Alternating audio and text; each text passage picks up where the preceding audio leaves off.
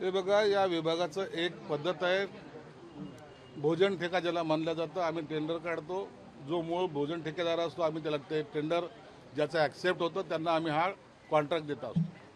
त्याच्यानंतर माझी जी काही माहिती आहे की तो सब कॉन्ट्रॅक्टर नेमतो, त्याच्यामार्फत काम करायचा प्रयत्न करतो, काही ठिकाणी स्वतः करायचा प्रयत्न करतो आणि त्याच्यामुळं असलेल्या त्यांच्या नफ्यामधला फरक जर पाहिला तर हा फार मोठा दिसून येतोय. मग जो सब कॉन्ट्रॅक्टर असतो तो त्याच्या पद्धतीने ज्या पद्धतीने त्याला पैसे मिळतात त्या पद्धतीने तो काम करायचा प्रयत्न करतो आणि त्याच्यामुळं हे मला वाटतं जेवणाची क्वालिटी खराब होते हे निश्चित आहे. म्हणून आता यावर काही कडक उपाय काय करता येईल का याबद्दलचा आमचं डिपार्टमेंट आता विचार करतोय. पण पुनर्विकासाचा मुद्दा होता, या संपूर्ण वास्तूचा पुनर्विकास होणं गरजेचं आहे अशी मागणी वारंवार होते, पण ती का पूर्ण झाली नाही आता? पुनर्विकासाचा मुद्दा आता अंतिम स्टेजला आहे.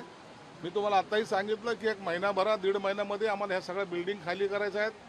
म्हाडाच्या मार्फत याचा सगळा पुनर्विकास होणार आहे. मला जास्तीत जास्त या 3 महिन्यामध्ये ह्या बिल्डिंग डिमॉलिश केल्या जाणार आहेत आणि नवीन ठिकाणी या विद्यार्थ्याला पहिले शिफ्ट करणं आणि बिल्डिंग पाडणं, आता हे याची कारवाई सुरू झालेली आहे. याच्यात एक दुसरी बाजू अशी आहे की अनेक हॉस्टेलमध्ये या वेगवेगळे बाहेरचे नोकरी करणारे सुद्धा विद्यार्थी येऊन राहतात किंवा लोक राहतात, अशा पद्धतीच्या तक्रारी सुद्धा तुमच्या विभागाकडे अत्यंत गंभीर हा विषय याच हॉस्टेलमध्ये नाही आहे.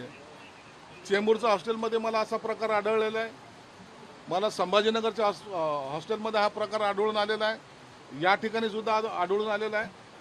म्हणजे त्यांनी आपली ती रूम आपली मालकी या पद्धतीचं काही विद्यार्थी म्हणता येणार नाही त्यांना, तर ते इतर ठिकाणी नोकरी करणे किंवा काही उद्योग करणे आणि इथं येऊन राहणे हा उद्योग त्यांनी केलेला आहे.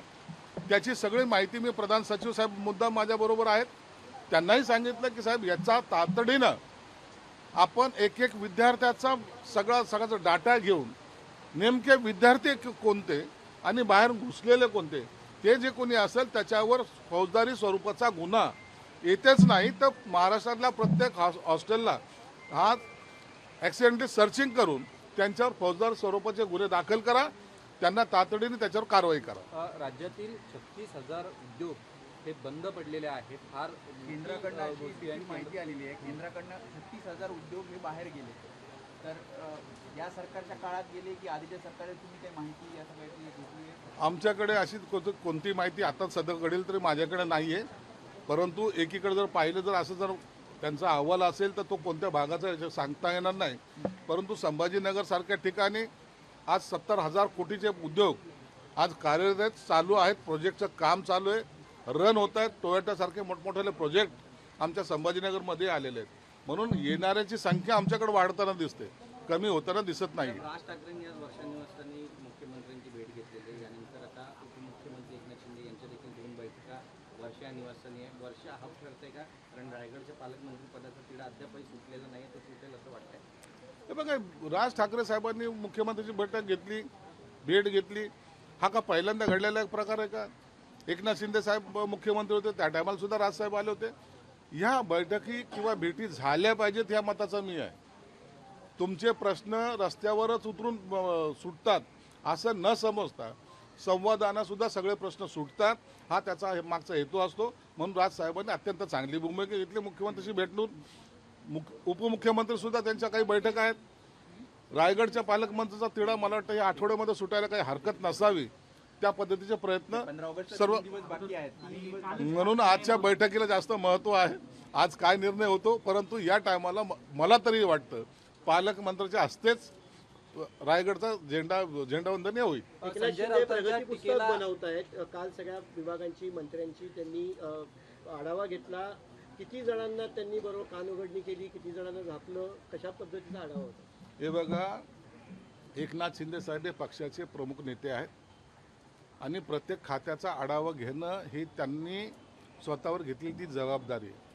माझा मंत्री चांगलं काम करतोय की नाही, त्याचं प्रगती पुस्तक किती आहे, कोणत्या भागात तो काम कशा पद्धतीने करतोय याची माहिती घेणं मला वाटतं अत्यंत चांगलं आहे. आणि अशा बैठका ही आमची पहिल्यांदा होत नाही, ही 3री-4थी बैठक असेल आणि अशा बैठका त्यांनी दर महिन्याला सुद्धा घेतल्या पाहिजेत असा आमचा त्यांच्यावर आग्रह राहील. कामामध्ये कोणताही मंत्री मागे नाही आहे.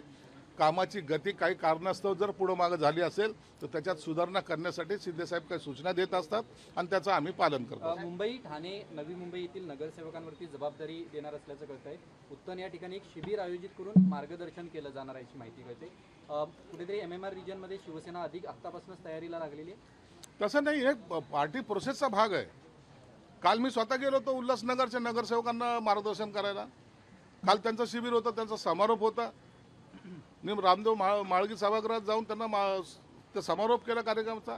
आता या 2 दिवसानंतर पुन्हा ठाणा, इतर कल्याण या सर्व महानगरपालिकेचं, इव्हन महाराष्ट्रातल्या जेवढ्या महानगरपालिका आहेत त्यांचं हे प्रशिक्षण शिबिर आता आमचं सुरू राहणार आहे. संजय राऊतांनी आज पत्रकार परिषद घेताना म्हटलं की नरेश म्हस्के हे एकनाथ शिंदेना विरोध करत, असे पत्र काही समोर आले होते. तर नरेश म्हस्के असं म्हणतात की उद्धव ठाकरे मुख्यमंत्री होऊ नये यासाठी संजय राऊतांनी बैठक घेतली होती.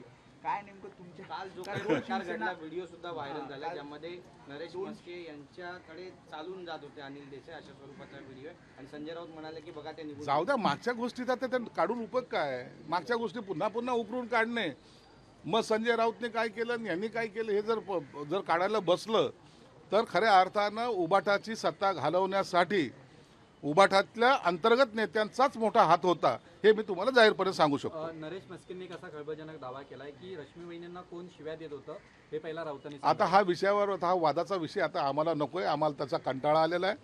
आता राजकारणामध्ये आम्हाला अनेक पावलं उचलायची आहेत. म्हणून मागचं उकरून त्यावरच चिंतन करण्यापेक्षा पुढचं कारवाई किंवा पुढचे ॲक्शन घेण्याच्या मनस्थितीमध्ये आम्ही आहोत. लवकरच तुम्हाला काही मोठ्या घडामोडी या महिनाभरामध्ये दिसतील. संभाजीनगरमध्ये साठी थायलंडला घेऊन जाणार आहेत अशा तर हा ते एक महत्वाचं झालेली आहे. एक मजेशीर बातमी जी काय आलेली आहे, संभाजीनगरमध्ये एक महिला, ती थोडी नाही 70 वर्षाची, संजय शिरसाट तुम्हाला थायलंडला घेऊन जाणार आहेत ट्रिपला. त्यासाठी जर तुम्हाला जायचं असेल तर 500 रुपये द्या, तुमची नोंदणी होईल.